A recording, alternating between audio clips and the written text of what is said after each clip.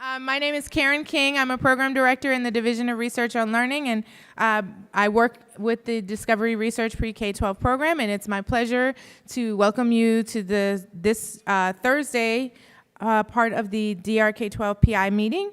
And it's also my pleasure to introduce Jim Lewis. Jim is acting Assistant Director for the National Science Foundation's Education and Human Resources Directorate and the Aaron Douglas Professor of Mathematics at the University of Nebraska-Lincoln. At UNL, he was chair of the Department of Mathematics from 1988 to 2003 and received the university's Outstanding Teaching and Instructional Creativity Award and the Carnegie Foundation's 2010 Nebraska Professor of the Year Award. He also received the UNL's Chancellor Commission on the Status of Women Award for his support of opportunities for women in the mathematical sciences. In 2015, Jim received the Mathematical Association of America's Gung and Hu Award for Distinguished Service and the American Mathematical Society's Award for Impact on the Teaching and Learning of Mathematics. At UNL, Jim was director of the Center for Science, Mathematics, and Computer Education and the PI for 3 major NSF grants, the Math in the Middle Institute Partnership, Nebraska Math, and Nebraska Noyce. Jim was chair of the writing team for the Mathematical Education of Teachers 2, which I had the pleasure of working with him on, co-chair of the NRC committee that produced the Educating Teachers of Science, Mathematics, and Technologies, New Practices for the New Millennium, and a member of the AMS task force that produced Towards Excellence, Leading a Doctoral Mathematics Department in the 21st Century, and a member of the NRC committee that produced Preparing Teachers, Building Evidence for Sound Policy. He received his PhD in mathematics from Louisiana State University. So please join me in welcoming Jim Lewis to the podium.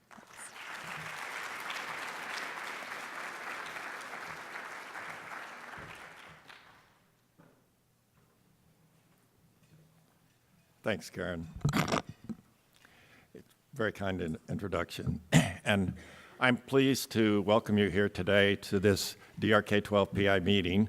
I also understand that quite a few STEM Plus C PIs have joined you for the meeting. Welcome as well. NSF is approaching its 70th birthday. It was created by Congress in 1950 to promote the progress of science, to advance the national health, prosperity, and welfare, and to secure the national defense. In EHR, Education, Human Resources, we support NSF's mission by promoting the development of a diverse and well-prepared workforce of scientists, technicians, engineers, mathematicians, and educators, and by supporting the development of a well-informed citizenry with access to the ideas and tools of science and engineering. Let me state the obvious. We can't do our part in EHR by starting with collegiate education. We need STEM Plus C. We need DRK-12. Together you represent the heart of NSF's investment in K-12 education. My colleagues in other directorates often talk about their core research programs. In EHR, I think of DRK-12 as one of our most important core research programs. And as I see STEM Plus C changing, I also believe it's becoming part of our core research. DRK-12 evolved from the consolidation of a number of programs, and it's now in its, I think, 11th or 12th year. It supports some of the most fundamental research on pre-K-12 through grade 12 STEM learning. STEM Plus C, many of you know, grew out of the Math Science Partnership Program, and it emphasizes the integration of computing with other STEM disciplines. I looked at your agenda, saw an awful lot of people I admire who are scheduled to speak. It's an impressive agenda. You have many great speakers. So I really regret that my duties, back as the acting assistant director, have way too many meetings, including one at 11 o'clock today with our general counsel.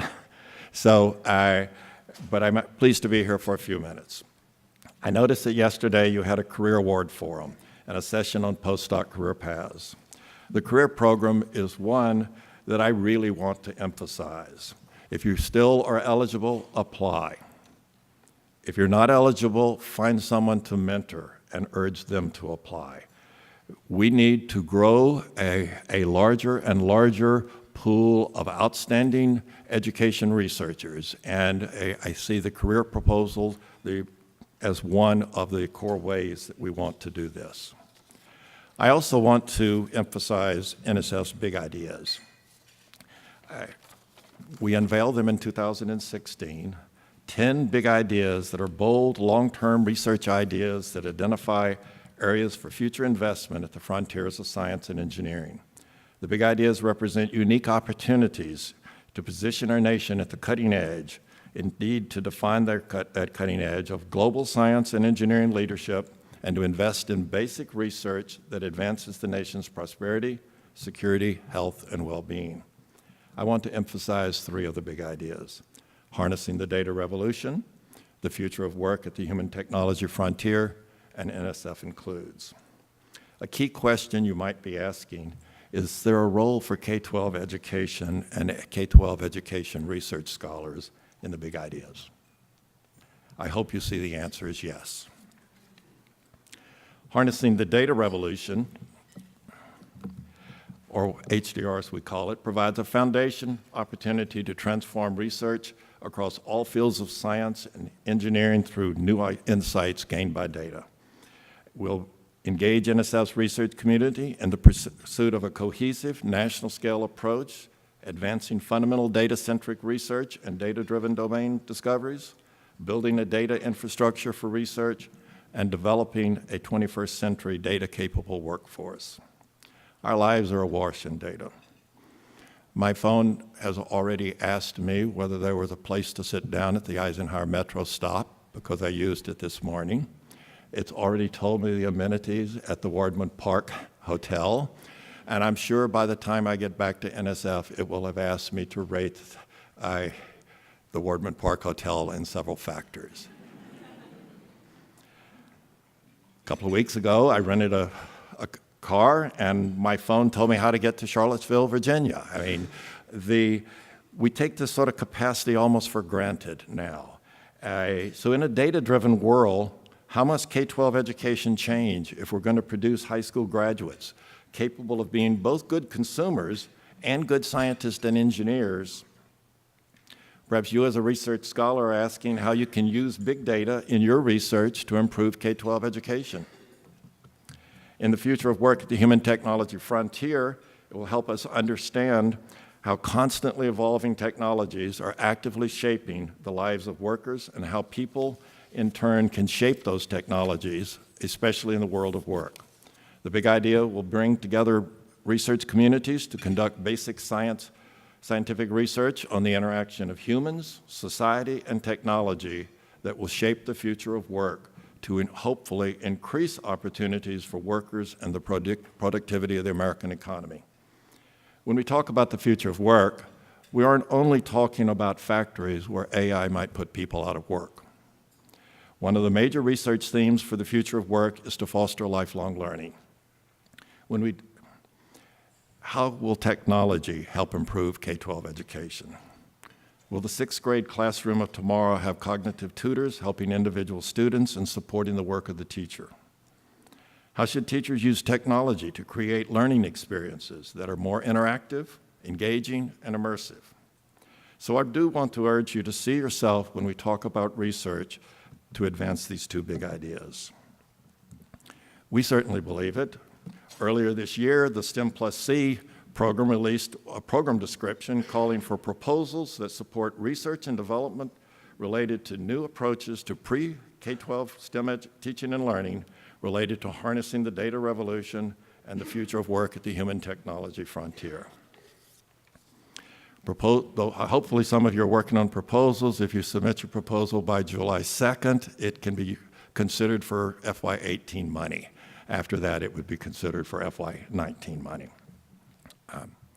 I also want to discuss NSF Includes. This NSF Includes is investing in people and opening up educational and career avenues for those who are traditionally underrepresented in our STEM fields.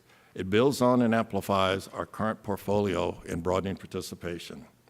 NSF Includes strives to develop STEM talent from all sectors and all groups of our society. It seeks to develop collaborations between organizations that together can broaden the STEM talent pool more effectively than individual projects working alone. The vision is to develop a national network that leverages new and existing partnerships to increase inclusion more rapidly, retain students more effectively, and sustain change as we work toward parity between the demographics of the STEM workforce and the nation. EHR is the leader of this big idea. To date, we've funded 70 design and development launch pilots, and we will soon be funding a coordination hub and a number of alliances. I hope that many of you, how many people in the room are involved in at least one Includes project? Well, we actually want it to be a larger number, all right? So those good for you that are already involved, those of you who have a project that is doing good work, you should be looking for how you can link your project to NSF Includes so that a decade from now, we're not trying to find a new initiative to finally succeed at broadening participation. Of course, NSF's broadening participation efforts go beyond NSF Includes. We want to support broadening participation through all our funding opportunities, including DRK-12 and STEM+C. One of the most enduring challenges in education is closing the achievement gap and trying to close it early. Research has demonstrated that achievement gaps that are visible on day one of kindergarten are still visible in high school.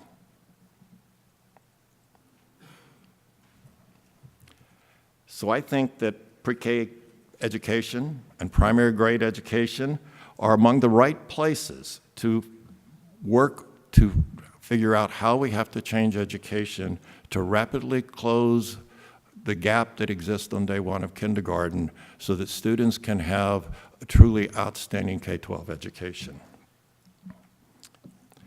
The challenge is not easy to solve, and nor are many of the challenges facing education today.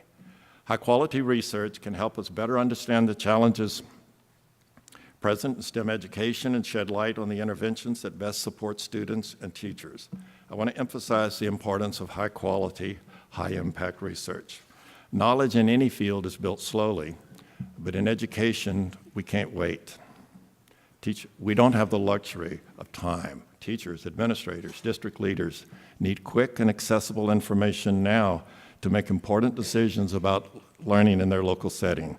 As you conduct your research, I encourage you to consider how to disseminate the work, not only to your peers in the research community, but to the stakeholders who will benefit from your research. Our collective work makes little impact unless it is translated into practice.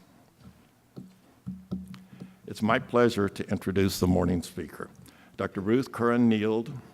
She is the director of the Philadelphia Education Research Consortium, a research-to-practice partnership that works alongside Philadelphia's public education sectors to conduct practical, rigorous, independent research on locally prioritized education questions. Previously, she served in several senior leadership roles at the U.S. Department of Education's Institute of Education Sciences, including the delegated director of IES from 2015 to 16. She was also a research scientist at Johns Hopkins University's Center for Social Organization of Schools and a member of the faculty at the University of Pennsylvania Graduate School of Education. Dr. Neild, thank you for joining us here today.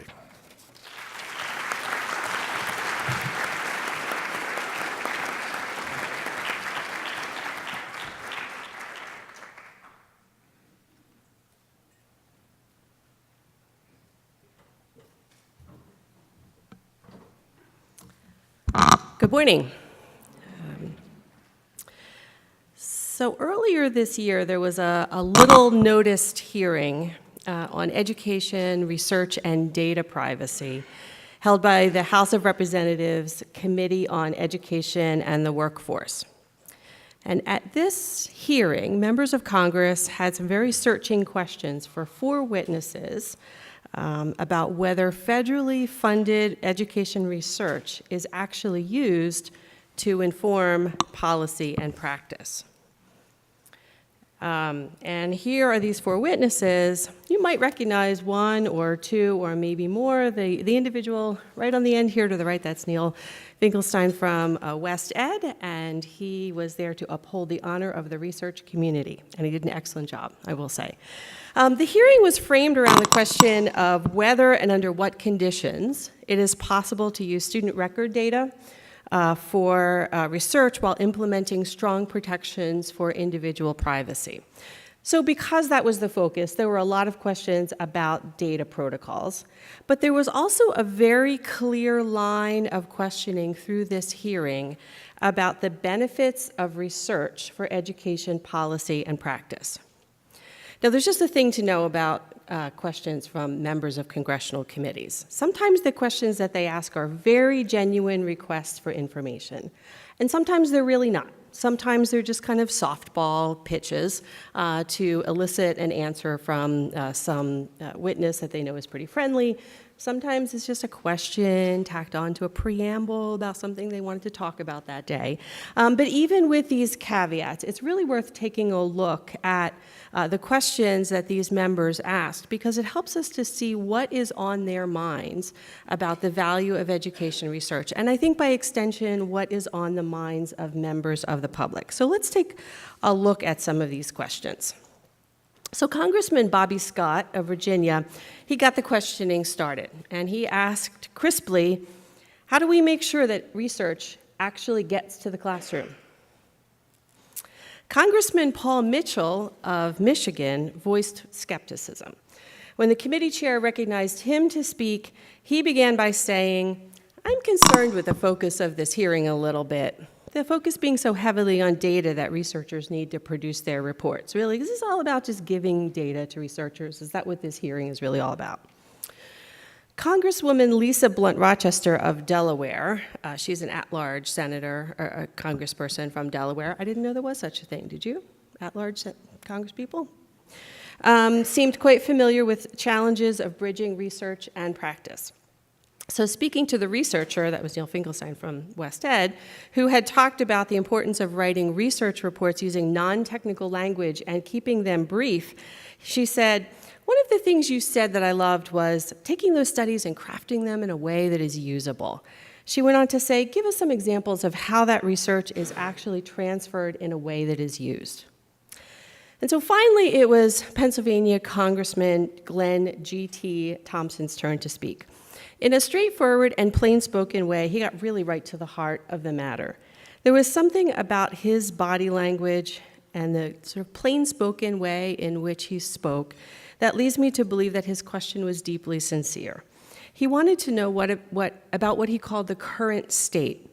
Are we using evidence-based policy, and by that I think he also means practice, and to what degree in terms of making good decisions for how we teach our kids and how they are learning?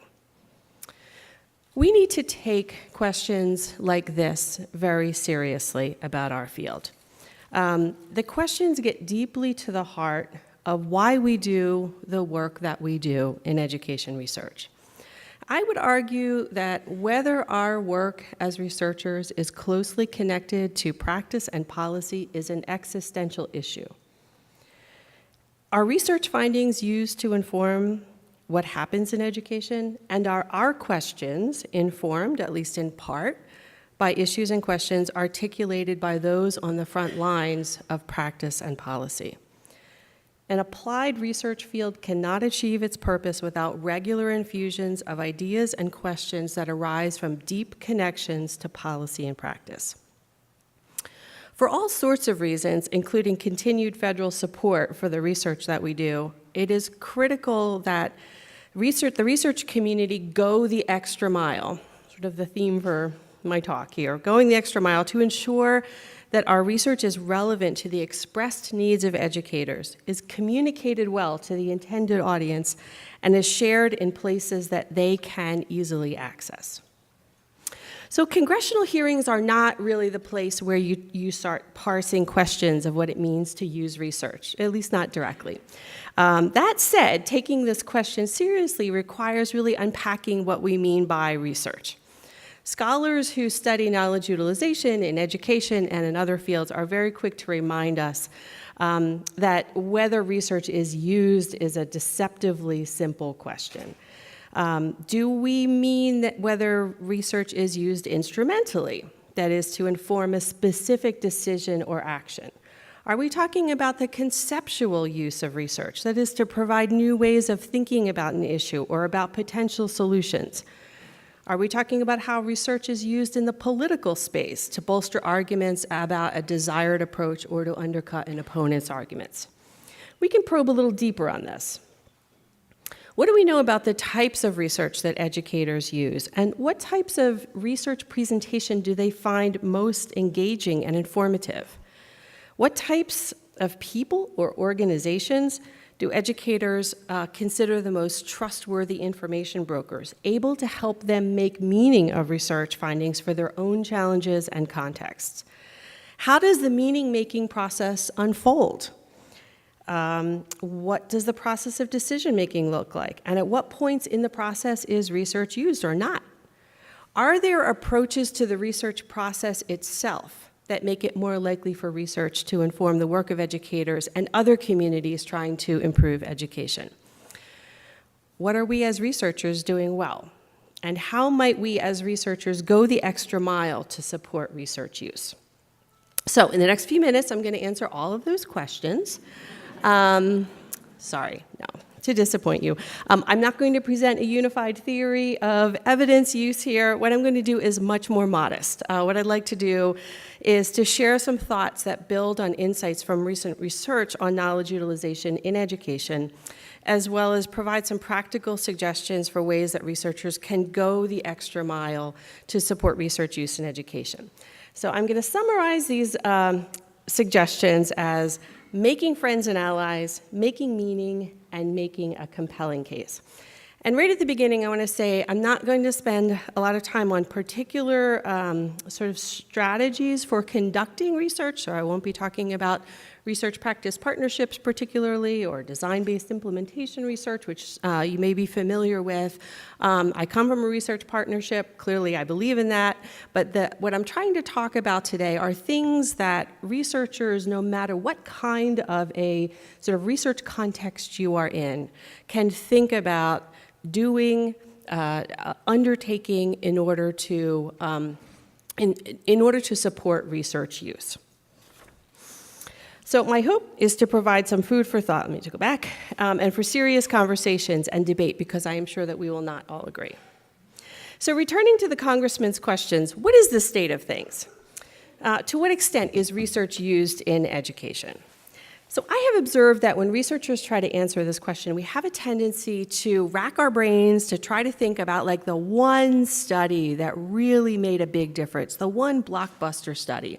Or we try to think about, okay, here was a school board and they had option A or B, and then somebody showed them the evidence, and so it favored option A and they chose option A. Like those are the kinds of things that we often try to think about when people say, how does research affect practice or policy? And that's certainly one way that this happens. But there are other ways that we could respond to that question. So for example, we can look at fairly common expectations for how to teach certain kinds of skills, like early reading or fraction skills, and see that there are instructional practices that are supported by rigorous effectiveness research, and I think are understood pretty well by many teachers, even if not by all teachers, and even if implemented unevenly across classrooms or combined with other practices that do not have research support. Practice sometimes does catch up to research, and that means that some research use is really hiding in plain sight. There are also pockets where we know that education research is being used regularly and well, and I think for obvious reasons, it's often easier for us to think about examples from our own experience of where our research has informed the thinking or has informed some choices by educators or policymakers. But what about evidence of intentional research use at a larger scale, whether for decision-making or priority setting or to gain a new perspective or to draw attention to an issue? What do we know about that? Well, we're getting some better data recently. There's one group of scholars who is working on this from the National Center for Research in Policy and Practice, or NCRPP. It's a research and development center funded by the Institute of Education Sciences with principal investigators at the University of Colorado, Harvard, and Northwestern.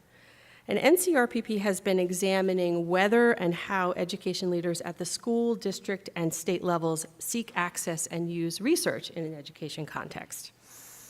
In fall 2015, the NCRPP research team conducted an online survey of a nationally representative sample of school and central office district leaders from mid and large-size U.S. urban districts, asking whether they had used research for different purposes, what their sources of research were, and their attitudes towards research, among other issues.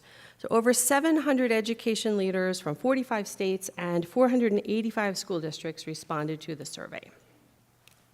One survey question asked respondents about whether they had used research in instrumental ways in the past 12 months when engaging in a specific set of activities, and those activities are listed here on the screen, such as designing professional development for teachers or principals, buying a program, choosing a curriculum, scaling up a program, or directing resources to or ending a program. A large majority of the respondents, between 70 and 88%, depending on the question, who had engaged in that activity. Not everybody had engaged in that activity, but of those who had, between 70 and 88% reported that they had consulted research for this decision. The survey also included several questions about conceptual uses of research. For example, whether research helped to expand their understanding of an issue, brought attention to a new issue, helped to establish priorities, or provided a common language or framework. Large majorities of the education leaders who responded to the survey also reported that research had served these purposes either frequently or sometimes. In terms of attitudes towards research, the education leaders who were surveyed might have been more forgiving of researchers than researchers would be of themselves. When they were asked to indicate their agreement or disagreement to the statement, educators work in an ivory tower. And are isolated from practice. 87% disagreed or strongly disagreed. 90% disagreed or strongly disagreed that education research is too narrow to be useful to school leaders. There was almost unanimous agreement between 99% agreed or strongly agree that education research provides results that can help improve educational outcomes. There was almost unanimous agreement between 94% and 99% to these statements. Education research provides results that can help improve educational outcomes. Research addresses questions that help make better decisions. Research helps identify solutions to problems. A well-designed study with strong findings can change minds. Researchers provide a valuable service to educational practitioners, and research can address practical problems facing schools. So we're done here. Good job, everyone. Our work is done. Okay. So keep in mind that we do not know from this survey what type of research the respondents actually used. We don't know the quality of the research. We don't know whether they interpreted the findings in ways that we might consider warranted. And one could argue that they might have been providing responses that seem socially desirable since they were kind of being researched about education research. But on the other hand, about 60% of the respondents were able to name a specific piece of research that they had consulted within the past 12 months. So why am I telling you all this? I think these findings tell us that the reports of widespread disregard of or hostility toward research among at least a large subgroup of education leaders are greatly exaggerated. I am not saying that we should leave here feeling smug and self-satisfied. But I do think that we have to remember that the glass is half full. And that we should be encouraged by findings like this. It should encourage us to do more. There is demand, appetite, and respect for research. Education leaders are seeking out research, not everywhere, but in lots of places, and that means that there is a lot to build on. So while the term dissemination has fallen out of favor in some quarters and maybe for good reason, because it does sort of convey this image of sort of a unidirectional, sort of expert to novice, drop some knowledge on them transmission that it seems to imply. So just recognize, I know this is a little bit of a loaded term. It's also true that you can't use research if you don't know about it. And lots of people, there's definitely more of a push towards having schools and districts and states doing their own research in their own context, and I'm super supportive of that. I do think we need to remind ourselves that schools and districts and states cannot research everything all the time, and that's inefficient anyway, and so they need to really be finding ways to learn from each other's experience. And so for this reason, federal education agencies, like NSF, like IS, require researchers to describe what activities they will carry out to ensure that research findings are widely shared outside of the research community. So given these funding agency requirements, some of the most interesting results from this study of research use are from where and from whom education leaders access research. So respondents were asked how often in the past 12 months they sought out or acquired research from different types of people or organizational entities. There were 5 response categories: never, rarely, sometimes, often, and all the time. I don't know what that means to seek out research all the time. I don't know that I seek out research all the time, but okay. The most frequently sought out source of research was professional associations of educators, including activities sponsored by those associations, such as conferences, listservs, and publications, with 55% indicating that they often or all of the time used that source. After professional associations, the most common source of research was conferences where research is presented, I guess outside of the context of these professional associations, like maybe offered by a state or something like that. With 42% saying that they use that source often or all the time. Next most commonly cited were sources within the public education itself, so people in other school districts and state departments of education. So we're looking here ranging from 55% to professional associations down to, in decreasing order, down to 34% for state departments of education. But here's where it gets really interesting. So how about the roles or institutions that many, or maybe most of us in this room represent? Universities. They did not ask about research firms, and that was probably just as well. I'm pretty sure that that is like not a clear distinction to education leaders, research firms versus universities. But what they said was that 15% seek out information from university researchers. So what do these findings tell us, and what might they suggest about ways to support research use in education, whether it's instrumental, conceptual, or symbolic? So first of all, notice that these categories are not mutually exclusive. So for example, researchers at universities contribute to the research-related resources that professional associations of educators make available or sell to their members and others. Things like books, conference presentations, articles in the association's newsletters or magazines. And as you look through these various magazines, videos, webinars, you really see many examples of faculty who are either producing these videos, speaking on these videos, having written these articles, written blog posts. So I think what this survey really seems to be getting at is the direct sources of research, or put differently, the intermediaries through whom district and school leaders access research. District and school staff are less likely to interact directly with researchers than through those other nodes, if you will, in the evidence ecosystem. So, I don't feel discouraged by these findings. It doesn't particularly surprise or concern me that university researchers are not cited as the top direct sources of information for education leaders. When I consider the challenge of research use, particularly at scale, I do feel encouraged that there are intermediaries that already exist through which education researchers, policymakers, and practitioners can and do connect. As a research community, I think we need to think strategically about those handoffs. Again, I'm not suggesting that sharing and disseminating research results absolutely results in their use. But I am saying that communication of findings is a starting place, and that it's reasonable to ask the research community to be serious and thoughtful about how these handoffs take place and whether their role in handoffs might extend beyond writing a paper for an academic outlet.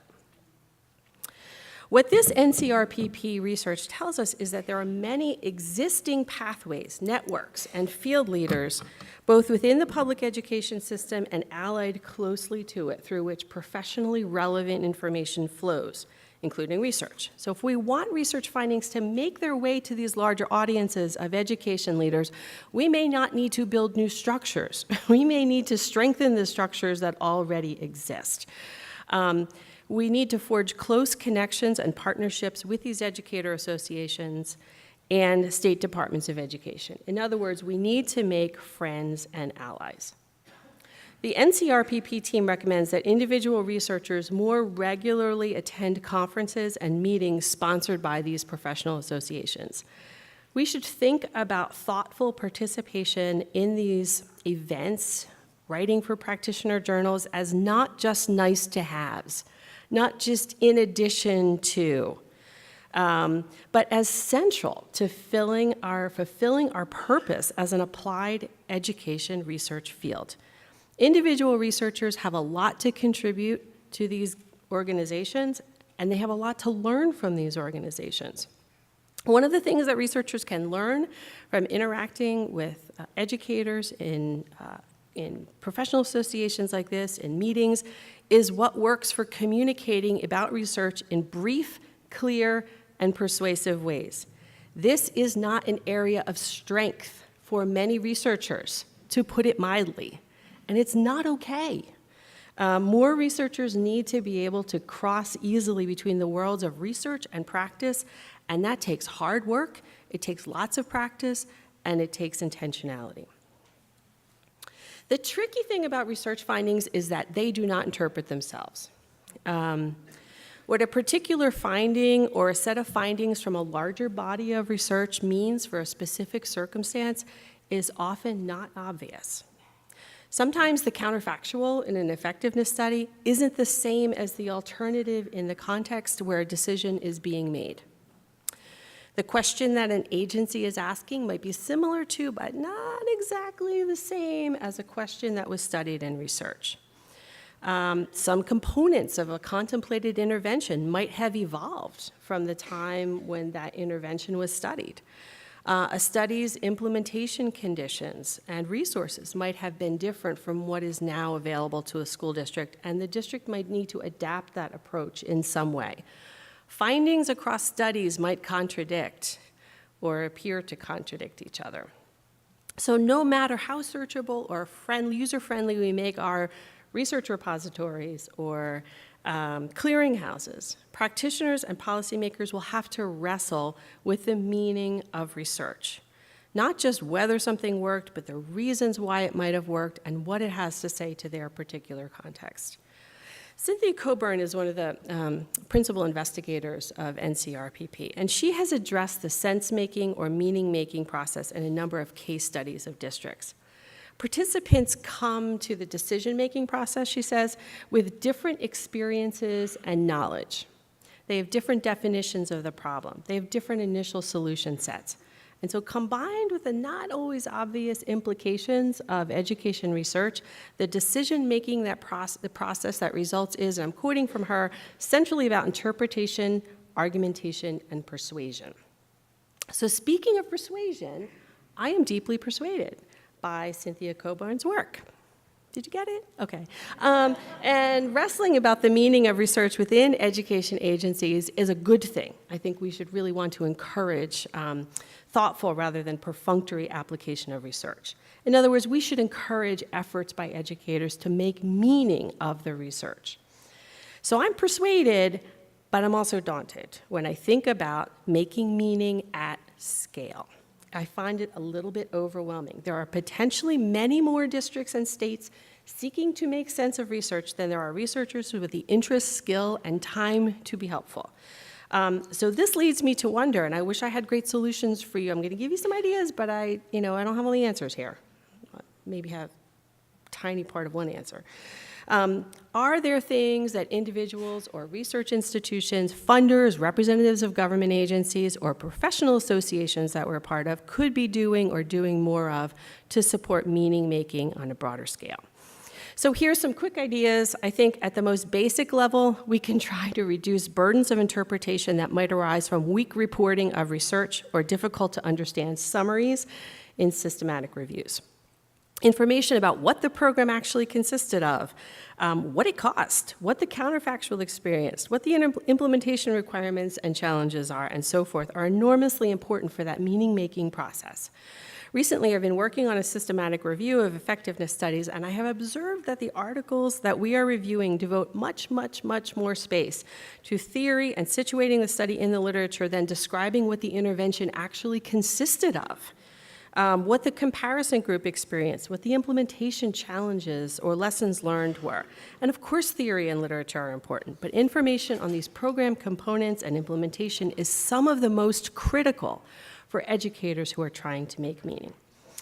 There are also some impressive efforts to create useful resources for educators that incorporate both summaries of research and materials and processes that support thoughtful decision-making. I think this is an area where, we are just starting to get a little better as a research community, but there is all kinds of work to be done, and I think sort of crowdsourcing this, and get the more people who can get into this and really give some thought to helping folks make meaning through these resources, the better.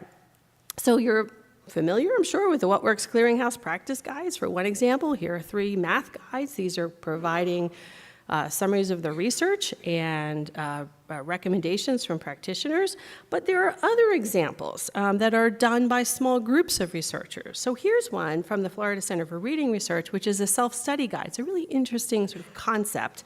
It's designed to help states, districts, and schools incorporate research evidence into their plans for struggling schools as required by the Every Student Succeeds Act. The guide was developed by 4 staff from the university with collaborators from Florida, South Carolina, and Mississippi Departments of Education. So here's a sample page about instructional coaching taken from the school district guide. The page provides a high-level evidence of effectiveness according to the ESSA evidence tiers, and then a list of other information that a district or school might want to have on hand as they consider whether this approach would be something that they have the resources to implement. And the guide also incorporates guiding questions for discussion, such as, are we satisfied with the level of evidence? Does the job description for a coach reflect those duties that impact student achievement the most? How can we support schools as they select coaches and train them? So this group, the Florida Center for Reading Research, has also done some pieces on self-study guides for literacy implementation. I haven't seen anything around self-study guides for implementation of math interventions or science interventions. I think the field is ripe for this. It is very interesting to see sort of the way that schools have and states have taken this up. Okay, so I want to say also that the research community should honor and take seriously the efforts of those who, in addition to carrying out research, go the extra mile by providing technical support for those who seek to make meaning of research, including the largely invisible work of interacting with schools and districts and states. It is very, very hard work to operate across the worlds of research and practice, and to do so with professional judgment, faithfulness to the research, and facility with the communication preferences and concerns of both the research and practice communities. This is hard work, but I'm convinced that it's central to the mission of our field. All right, so finally, making the case. So at the House hearing, committee members' questions about research use were essentially an invitation to make a case for why education research is worthy of federal funding. And certainly, I think in congressional hearing rooms, we need to be able to make that case very crisply and very clearly.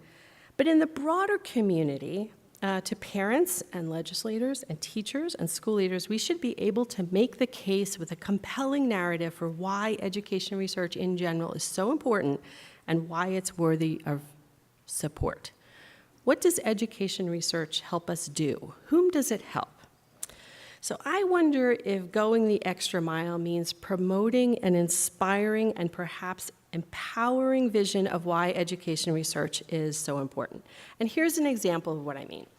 I've been really intrigued by the efforts of a grassroots educator group from the UK, known as Research Ed, which is beginning to hold conferences in the US. Tom Bennett, the founder of the group, is quoted as saying this: Research Ed, remember this is a teacher-led group, isn't about fetishizing research or demanding that everything in education is decided by research. Far from it. In fact, I'd say there are whole oceans of the school experience that are more to do with craft. But there are huge areas that are amenable to scientific investigation and areas where other disciplines such as psychology can offer useful insights. It's time teachers started insisting on evidence before being expected to accept every claim and magic bullet sent their way. It's time for a quiet revolution. To extend that further, what if parents or young people or the public started insisting on evidence before being expected to accept every claim and magic bullet? I think this is important to consider because research use at scale is, in the end, cultural change. As a research community, we can nudge it along by going the extra mile in some of the ways that I've talked about. We can make friends. We can help people make meaning. We can provide information about context and implementation, share our work in new places, form different kinds of partnerships. But for this cultural change to take hold, people most closely involved in the everyday work of educating and caring for children have to really pick up the ball and carry it. They have to want to know what will and will not improve education outcomes.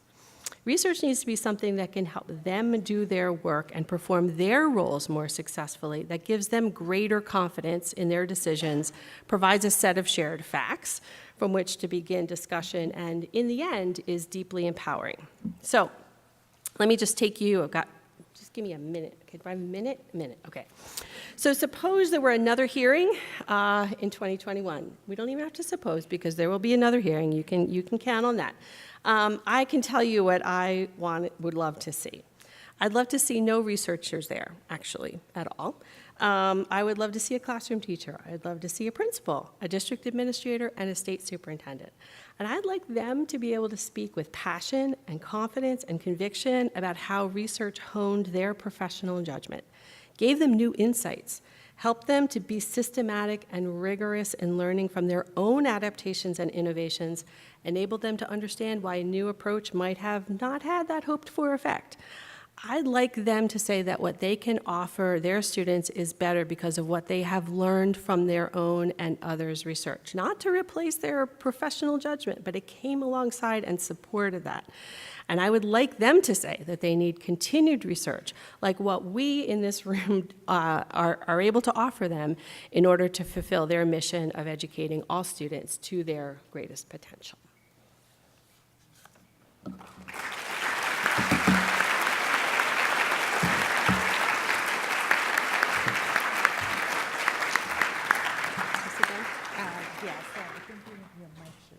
So thank you so much for that great introduction to this day. And now we have a little bit of time for questions. I ask that you use one of the two microphones down on the floor to ask your questions, and we'll open the floor for questions.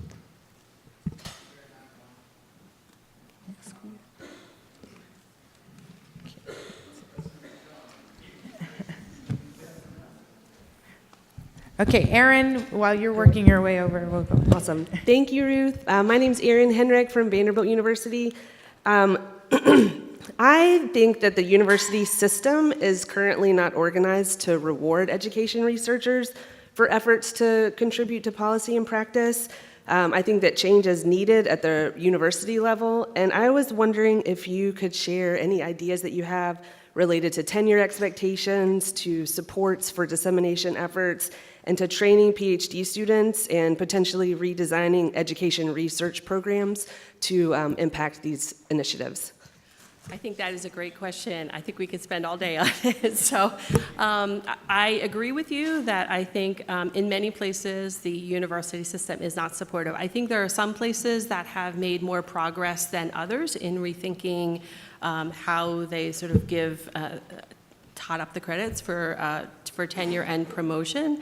I can't think of those specific ways that they have changed things up. I think the University of Delaware has done some work. I think there have been other folks at other graduate programs, other schools of education that have tried to rethink that. But there is also an effort by the WT Grant Foundation, I think the Institutional Challenge Program. They're trying to raise awareness of that issue in order to get folks to think differently. I agree with you about the issues around support for dissemination, and I think this is probably one of those issues that is a bigger issue than just this individual university.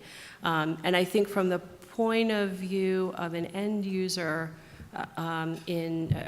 educators and practitioners and policymakers, it's better to kind of think of universities collaborating together into a shared platform, a shared way of disseminating information, than having individual universities sort of posting their own blogs or their own videos. So I think that is actually sort of a broader issue that goes across universities and is really more something that's probably professional associations of education researchers could get more involved with that. I think in terms of training younger folks who are coming into the field, there are some new models now. Certainly the Institute of Education Sciences, I think, requires internships for pre-docs. They have to intern in a state or a district office of education. I think the research practice partnerships that are growing up at universities are giving people opportunities to experience different kinds of ways of working. It's interesting. I talked about sort of research use among educators as being cultural change. I think what you're highlighting is cultural change in the university as well. And I think it's not going to happen overnight, but I think a lot of these things can really happen when people get together and really try to push that system.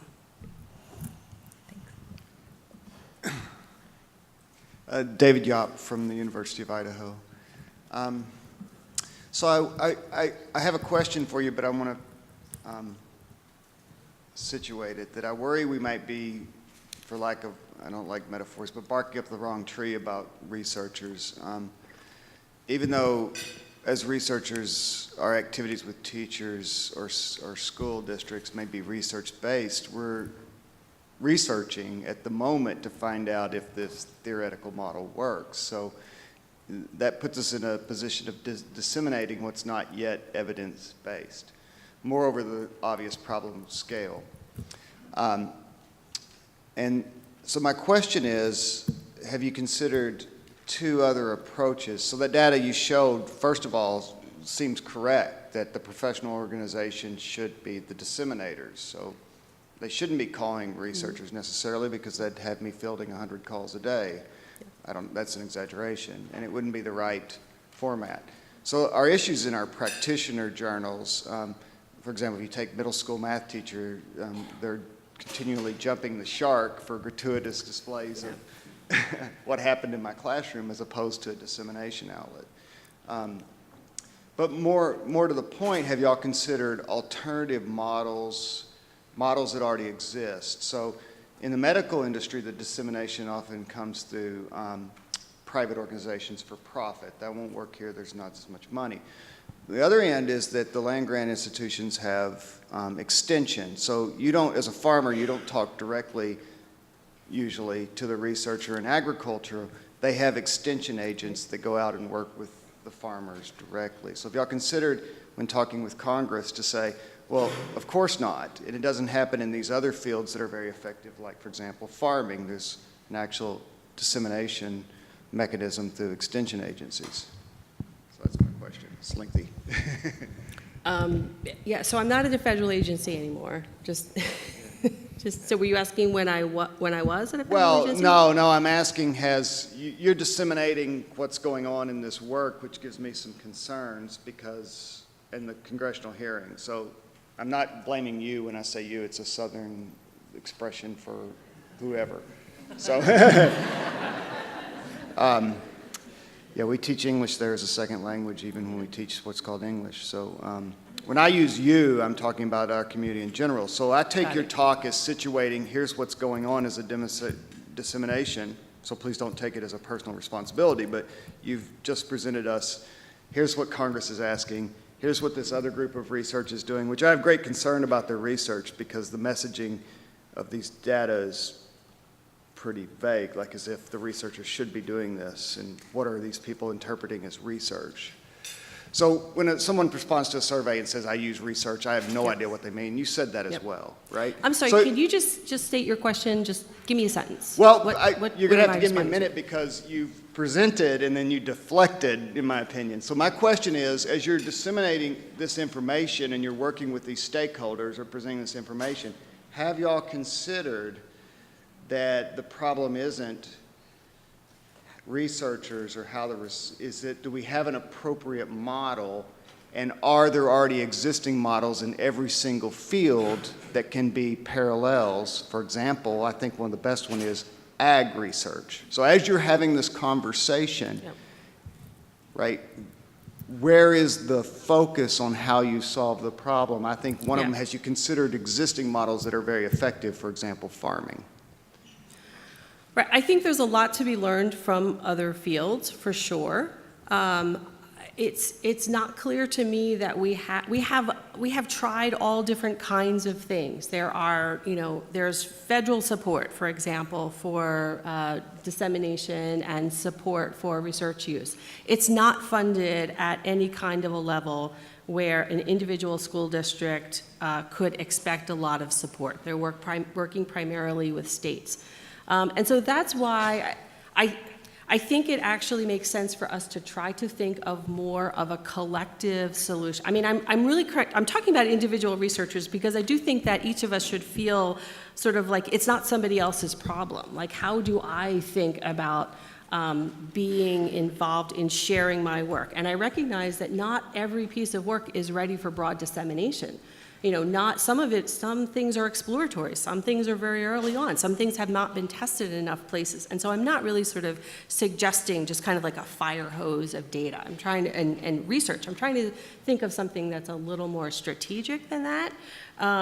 But it is a call to us as individuals, but to also kind of think about, are there some collective ways through scholarly associations? I mean, I certainly see AERA, for example, starting to pick this up and starting to try to think about how can they connect with professional associations of educators. I think they had a meeting here in DC a month or two ago. I think it might have been with NCTM. So I think there are examples of ways that people are really trying to think about this now. I think there's a real sort of ferment in the field, and I think that's really good. There's all different ways that people are trying to think about what is the best way to make this happen. I do think, to your point about sort of, is this about the researchers, about the distribution system? I think that there's issues around sort of the supply, certainly, and how it's communicated, and there's issues around sort of the delivery system. I think there's also issues on the demand side, for sure. And there are conversations about that too. Certainly, districts and states can really begin to sort of ramp up the press for research and rigorous research by trying to demand from their vendors, by people who are trying to sell them ed tech products, by people who are trying to sell them curricula. What evidence can you give me that this particular program or intervention has had effects elsewhere? And how can we study this together? So just to be clear, in case it was coming across that I was sort of, pointing fingers, I'm not pointing fingers at all. This is a really, really difficult problem, but it's an important one. And I think that there are things that we can do sort of at different places in the ecosystem. And there are things that we can really try to be attentive to individually. We have time for maybe one more question. Hi, Corey Buxton from the University of Georgia. So when you're talking about the world of practice, there's of course multiple worlds of practice, and many of us wear a teacher-educator hat for part of our job, and we do pretty well, I think, working and talking and interacting with That's right. teachers. We have much Yes. less experience working with superintendents and state Department of Ed people. So any thoughts about how we could be more effective getting out of our comfort zone and working with those sorts of practice decision makers? Right, that's a great question.